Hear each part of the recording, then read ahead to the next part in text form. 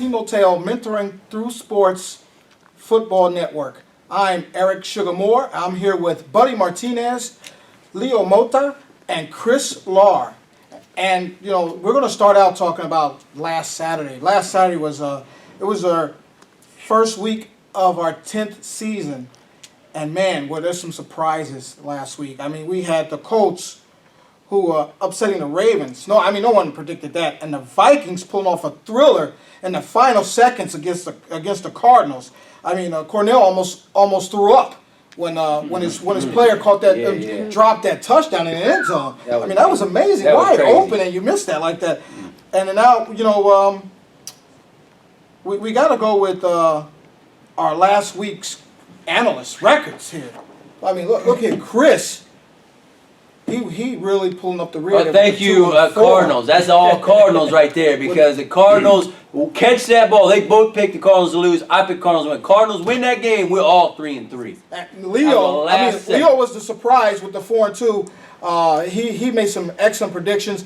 I think Buddy got squeaked in because of the Seahawks' big rout over the Lions, which was expected. So now we're going to go with the predictions for week number 2, and we're going to start out with Chris Lahr and his Week 2 prediction of the Panthers versus the Seahawks, the 1 o'clock game. All right, Panthers. This is going to be some really good games this week. There's some tight matchups and some huge. The league is either going to become close and everybody's going to be like 1-1, or we're going to have a bunch of 2-0s and 0s and 2s. And this week, the Panthers are 0-1 and the Seahawks are 1-0. Now, the Seahawks, one of the things that's surprising, after week 1, they're leading the league in sacks. They have 7 sacks, 5 of them by Seth Ortiz. Can you believe that? That's amazing to me. I mean, they're just tearing it up. Well, again, there's this thing called the Lions factor. I think my daughters over here could probably get 7 sacks on the Lions. You know what I'm saying? But another thing that's interesting, they're leading the league in total touchdowns. They have 11 total touchdowns, 5 of them by their quarterback, and they have 7 extra points. So they're a high-powered offense. But again,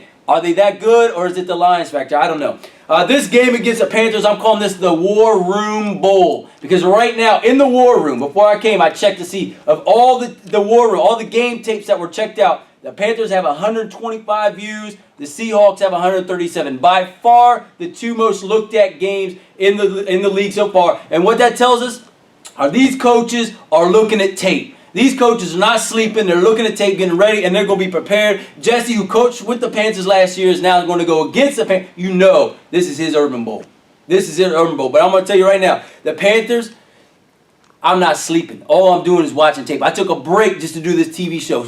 I'm coming for you, Jesse, a.k.a. Ruben, right? And we're going to get you 26-19. Hey, Chris, let me intervene real quick. Jesse's not sleeping. Look, he's got his coffee mug right there. Right on. I'm drinking, baby. Let's go. It's like his 3rd cup. Okay, this week I'm going to agree with Chris. I got the Panthers winning this one 25-20. Like he said, it was the Lions factor. I'm not impressed with what the Seahawks did. I think the over and under this year against the Lions will be like 60 points. The Lions had no plays. They had no armbands. They were just out there like let's just say they picked up a bunch of kids on Saturday and just decided to play. So I think the Panthers will come strong this week on their defense, something that they didn't do last week. And I think they will pull this one off 25-20. Not to mention, like he said, Ruben Ortiz came from coaching the Panthers. He also played for the Packers. So, he learned from this man right here. So, he's not ready yet to take over and beat the man that taught him everything he knows. So, 25-20, Panthers win. There you go. I'm going to completely disagree with you guys saying that the Seahawks are not for real. The Seahawks definitely, have a high-powered offense, and I don't think it matters if they're playing the Lions or the Panthers. I believe that they're going to continue to score. They got 2 guys, double trouble, I call them, Zaire and Charles, who I believe can't be stopped, and maybe the fastest player in the league in Chris, who's their running back. With their defense, the way they're playing, I think the Seahawks are going to run away with this game. Now Randall and George had a nice little connection this week. George had 13 catches and 3 touchdowns, but I believe it's not going to be enough. Even with 3 touchdowns to George this week, the Seahawks will win this one 54-21. Wow.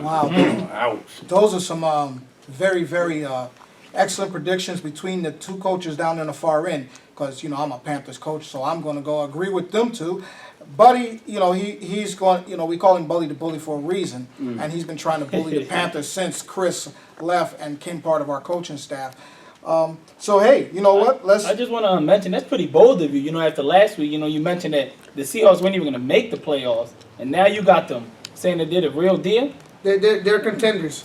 By far, they're contenders. Wow, wow, and you know what, Leo making a correction. Let me make a correction with Leo You need here. to wake up. Because Leo said that the Lions were a surprise team, and now he's going against the grain. But I guess you know what? Week 1 can have you do that. Week 1 can have you do that. Now let's go ahead and go to the Eagles-Lions matchup. Yeah, this is called the Record Bowl. I'm going to tell you right now, records are going to be broken this game. The Eagles are going to absolutely destroy the Lions. The Eagles are on steroids. They lead the league with touchdown passes with 6. Leroy who? I don't know Leroy. You know Leroy? I don't know Leroy. 6 touchdowns first week. They don't need Leroy. The Eagles have the softest schedule. I mean, the only hard team they really have to play this year is the Cowboys, and there's a Cowboy curse, so it's not a hard game at all. They will go undefeated this regular season, not a problem at all.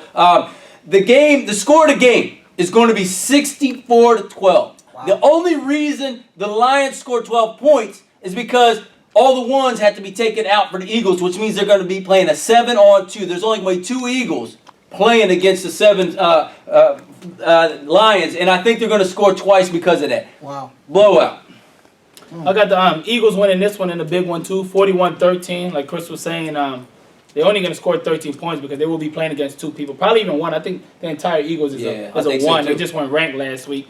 I think they got Brian Keel back throwing touchdown. Oh no, wrong Brian, but I know his name is Brian. Brian is back. He's out there throwing touchdowns for the Eagles, making it look easy. Lions, that just got to work, man. Not this year, but 41-13, Eagles come away with this one. Big. Man, here in this game, the Eagles, it doesn't matter who their quarterback is. I wasn't that impressed with their quarterback. When you got receivers like Jalil, Wesley, and Teddy, you can just throw it down the field, and you got mismatch problems all the way over. The Lions, I've talked to George and Miguel and Carlos this week. They said they're going to try to strengthen up their defense. You guys, I believe the referee's got to keep checking out on George. He continues to run people over. This is a reoccurrence from last year. And even with him being a bowling ball, knocking people over, the Eagles will win this game 22-6, but I have it a lot closer than you guys think. Wow. Again, you guys go straight across the board against the Lions. Lions, like Coach Leo said, need to come to work because it's going to be a long, tough season if you're not bringing players off your blocks, because it looks like you need to go do some recruiting. All right? Yeah. So let's go to this. Our final pick for this section will be the Vikings versus the Ravens, and that's the 2:30 game. And we'll start with Chris. Right. The Vikings are 1-0. The Ravens are 0-1. So this is actually the Ravens, surprisingly enough, lead the league with 5 interceptions after week 1, and so they're doing all right on defense, it appears, even though they lost. Now the Vikings, check out the kid on the QB, right? What is it? 12 years old, 13. A young little dude, right? Throwing some touchdowns. Moses might be 11. I'm not sure. He's parting the sea, baby, on that defense. The defense is like seeing. 36. I don't know. But the kid's the real deal. The real deal. But I'm just thinking, the Ravens, this is a must-win for the Ravens. If they lose this, the Bullies lose this one, they're going to lose their head, lose a team. People are going to quit, and things are going to get real ugly real quick for the Ravens. So I think this is going to be in such a tough win for them. They got to win this game, and they are going to find a way to squeak out a win, 20-13. I just want to remind you guys. Last week I mentioned the kid Moses. I told you guys he was right. Listen, when I see talent, I know talent. You look at my roster. I just want to check it. So I can spot. I can spot talent. So the kid gonna come out again, 2-0 this week. The Vikes win this one, 33-24. I think the Ravens they're not who I thought they were. They not. Sorry.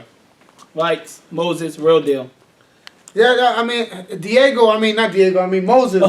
He definitely impressed me this last week. And they had a homecoming. They made a trade with the Colts right before the season started and got Shameed back. Shameed, I don't know if he's a cancer or he's a blessing, but he had 10 catches this week and really helped their offense out. So he was a blessing this week. He was a blessing this week. So we'll find out next week. He'll probably be back on the Colts. But also Moses, he had great weapons this week in Greg and in Gio.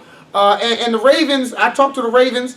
Nate, he had 4 interceptions this last week, and he said this kid is not even going to be able to see over their linemen. And he said they're going to keep throwing it to their Megatron Rob, and he said he guarantees a win. Tone told me he guarantees a win against the Vikings, but I don't think they can bully little Moses. So I got the Vikings winning this one in the close one, 31-30. So much for a rebuilding year for the Vikings. Yeah. Right? Kidding. Well, I mean, like these guys are saying, Moses, man, he came out of nowhere. Last year we talked about RG4.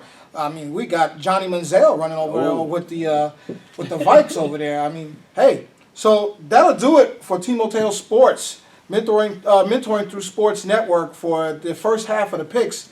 Thank you, and we'll see you back in Philly. Yeah.